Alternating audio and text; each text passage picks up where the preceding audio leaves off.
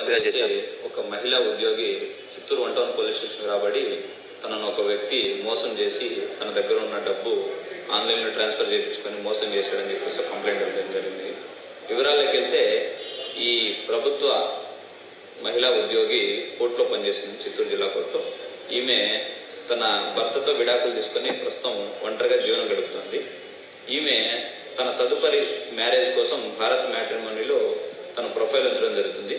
ఆ ప్రొఫైల్ చూసి తమిళనాడుకు చెందిన పవన్ అనే పేరుతో ఒక వ్యక్తి పరిచయం చేసుకొని ఈ మ్యారేజ్ ప్రపోజల్స్ ఆమె దగ్గర తీసుకొచ్చి ఒకసారి కలిసి మాట్లాడి వాళ్ళ చేసుకోబోయే మ్యారేజ్ గురించి డిస్కస్ చేసుకోవడం జరిగింది.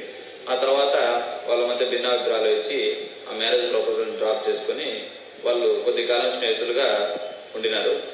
ఆ తర్వాత అతను సదరు మహిళా ఉద్యోగితో ఈ ట్రేడింగ్ బిజినెస్ టాపిక్ తీసుకొచ్చి ఆమె వద్ద అందులో ఇన్వెస్ట్ చేస్తే అధిక లాభాలు వస్తాయని ఆమె నమ్మబలికి ఆమె దగ్గర నుంచి పలు దఫాలుగా సొమ్ము తీసుకోవడం జరిగింది. దాంట్లో ఇన్వెస్ట్ చేస్తానని చెప్పేసి ఈ 6 నెలల కాలంలో దాదాపు ఒక 14 లక్షలు పైచిలకు అమౌంట్ ఆమె వద్ద నుంచి అతను మోసం చేసి తీసుకొని ఆ తర్వాత ఫోన్లు స్విచ్ ఆఫ్ చేసి ఆమెకు దొరకకుండా పరారేవ్వడం జరిగింది.